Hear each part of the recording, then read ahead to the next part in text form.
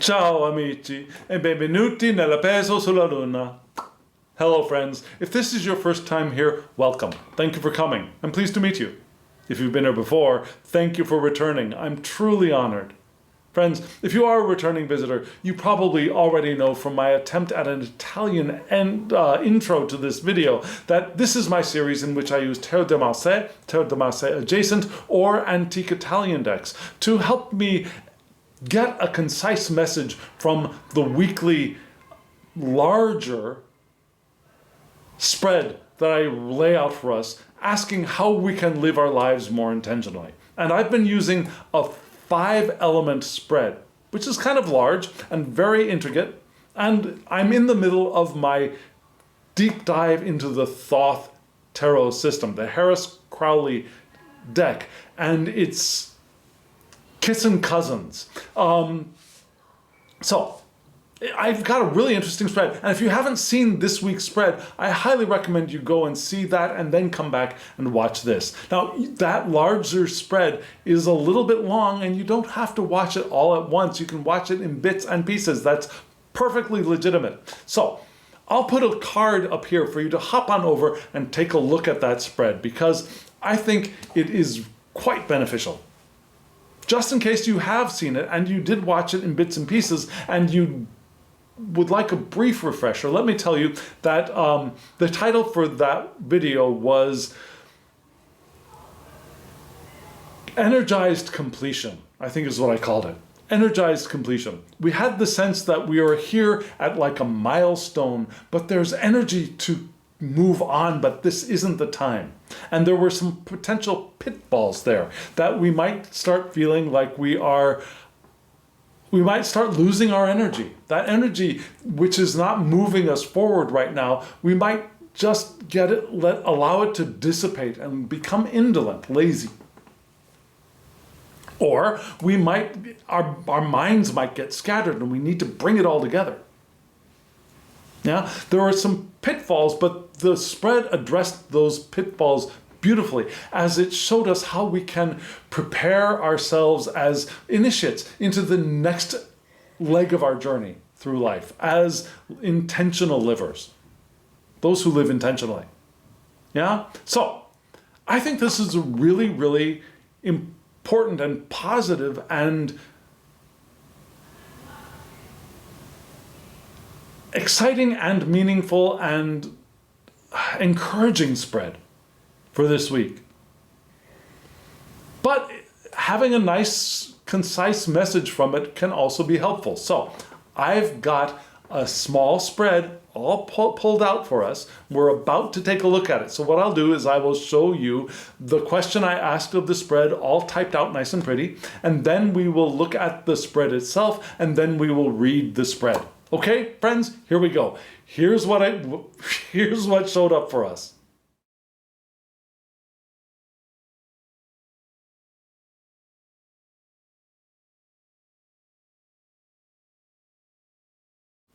So friends, what do you think? What do you think of the decks? Do you recognize, well, the Oracle deck at the bottom, if you've seen my videos, you've recognized it because I've used it for this is the third. I think 2 other videos before I've used this Oracle deck, which is available at deviantmoon.com.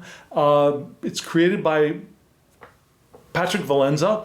This edition is not available now. There are 2 editions that are available, one in blue and one in red, I believe, but it's the same thing, just a different color palette. This one is the old style, and it will probably be reprinted soon, so you could also sign up for updates from Patrick Valenza to see when he reprints this. I'm sure he's going to reprint it sometime in the future. This is Mildred Payne's Oracle of Black Enchantment. It's a lovely deck, and it's large, it's landscape, but I've come to appreciate using this deck as well with my Cercle de Lune adjacent, and antique Italian decks. Now, the antique Italian deck that you saw might not have looked that antique, and it might not have looked that Italian either, but it is the Rosencrantz Tarot, which was discovered in Italy in the now I don't remember when it was discovered, but the believed publication date is around the time of what we consider to be our first tarot, which would be the Visconti Sforza. This was created in the 15th century, 1400s. So maybe soon after or around the same time as the Visconti Sforza. And this would be the tarot of the more common people, the wood block cuts. The Visconti Sforza, they're hand-painted and gilded with real gold and real silver cards. And they were a wedding present from a very, very wealthy duke-like figure to his daughter at the occasion of her marriage. That's what we believe is happening, how those cards came into being. They're a very expensive, hand-painted, one-of-a-kind deck. This is a wood-cut deck, and it's redrawn and it's recolored, but it's a wood block deck. And there are a couple of places you can find it.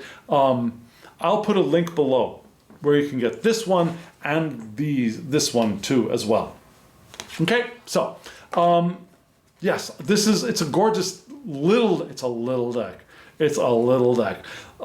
This is, I would say, maybe it's bridge size, but if this is bridge size, bridge is a lot smaller than I think about it being. Think of a large-ish Lenormand card. Yeah, that's what this makes me think of as far as size goes.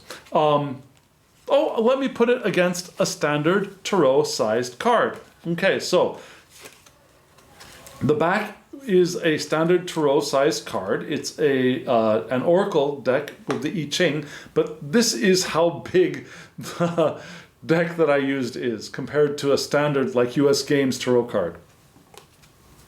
Just saying, it's kind of crazy. So, little bitty, and they're a little uncomfortable in my hands, but I love this deck. I love the bold colors, and I love the thick line work, and I love the simplicity of it. So, the cards we got, left to right, were the Pope, the Ten of Cups, and the Two of Cups. And you can see here the Pope sitting in the chair with the tiara, and we've got the key, the Pope's key here in the lap. And then we have the Ten of Cups and the Two of Cups. But we're going to start off with the Pope. Who is the Pope? The Pope is wisdom, faith, and self-mastery, which I think we were advised to do or to give attention to in this week's larger oracle spread, particularly when we got to the I Ching oracles. Self-mastery. Get your crap together. Yeah? That was also indicated in the tarot cards as well. Because we can become a teacher, a mediator, a spiritual guide. We can show the way of when we've learned, when we've gone through our initiation, we can become the teachers. So education and knowledge are key. Marriage is also possible here, but I don't get much of a marriage feeling from this particular Pope card. You know what I mean? It's not like other Tarot de Marseille cards where we've got the two acolytes in front of the Pope. This Pope is all sitting there by himself, so I don't get marriage from this particular Pope. So yeah, wisdom, self-mastery. Moving into our fulfillment of self as teacher, spiritual guide. How do we do that? Well, we start off with this beautiful Ten of Cups, which is what? Finding peace, feeling complete. We got that in this week's spread, yeah? That we were into that moment of completion, but just as that moment of completion is not the end of the road, this finding peace and feeling complete is also not the end of the road. It's a preparation for the next steps. Evolution in emotional life is called for here. We've reached this far, and now it's time to evolve. Yeah? And we have leadership. A lot of people point to that big cup at the top as the leader feeding those below the leader. So leadership is indicated here. A person with special qualities receives appreciation and high status, and is able to fill those around him, her, or them. So we assume responsibility for others here, especially emotional responsibility, because this is the cup suit. We want to maintain our superior position as the helper of others, right? The leader-servant model. It could also be universal love, Christ-like love. Our heart has attained fullness, and a possible concrete action to be taken is becoming visible. We're becoming aware that, okay, I feel fulfilled and now I can do something. What will I do? I'm beginning to understand what I can do, what the next step will be. Right? All things that this week's tarot and oracle spread were pointing towards. And then we've got this very interesting Two of Cups. I love the cups in this deck. Now, the Two of Cups is not such a positive card in the Tarot de Marseille traditions, right? It's an immature card. Perhaps reserved feelings.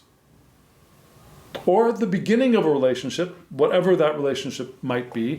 It could be a romantic, sexual relationship. It could be a relationship of the workplace with a new coworker, or a new relationship with an existing coworker, or with a boss.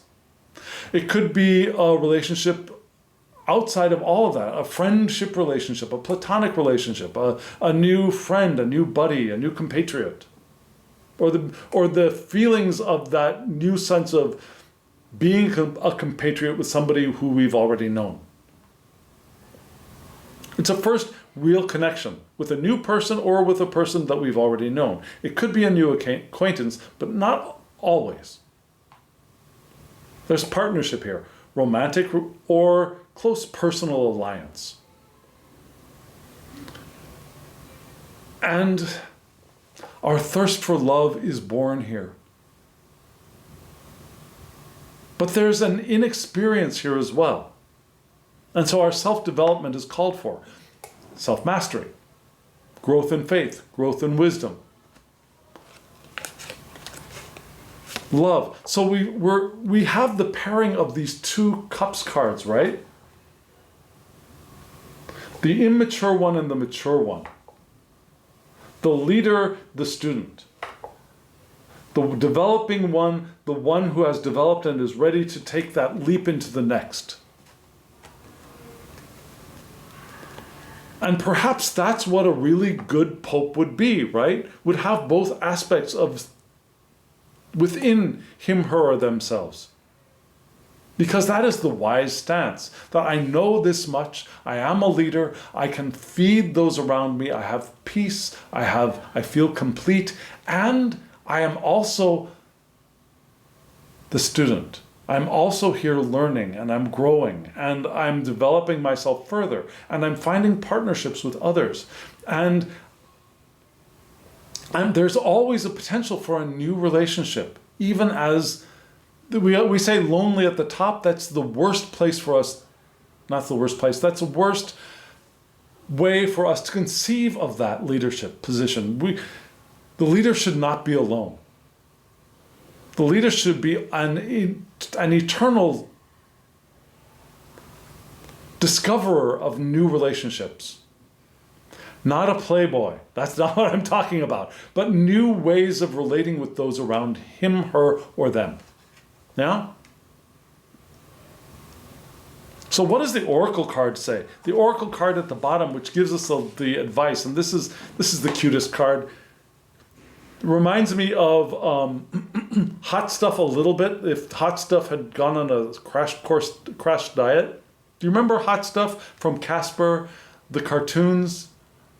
I think Hanna-Barbera, I'm not sure. Anyways, very cute and sleeping demon.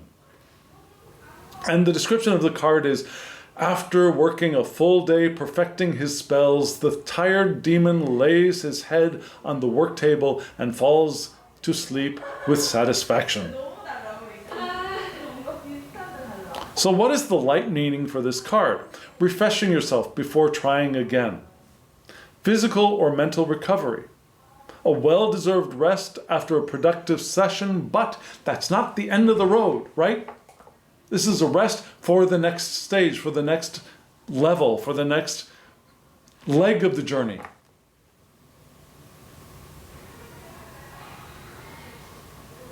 Prepare for the next leg of the journey, right? As the Pope, balancing tens and twos of cups. That seemed to be the message of this week's larger spread. Pretty accurately stated, I think. What do you think? Let me know in the comments below. I'd love to hear from you. And thank you very much for hitting the thumbs up button and for subscribing to the channel. Please subscribe if you haven't subscribed, and hit the alarm bell so you get notifications of when I upload videos. I'm doing 3 a week, and I'll try and do a fourth sometimes, very rarely, but sometimes. But my upload times are a little bit different. They're not the same because of my schedule here at school this semester. So hitting the alarm bell will be very beneficial for you. Yeah, and comment below. Oh, if you want a reading from me, my email address is below. thehangedmaninthemoon@gmail.com. We read from right this way. thehangedmaninthemoon@gmail.com. Shoot me an email, we'll get you a reading. Or let me know in the comments below. We'll find a way to connect outside of the public sphere of YouTube. It's possible. Okay? So friends, thank you very much. Thank you for being here. Thank you for walking this journey with me. And now, as always, I wish you love, joy, well-being, and pure awareness. Thank you.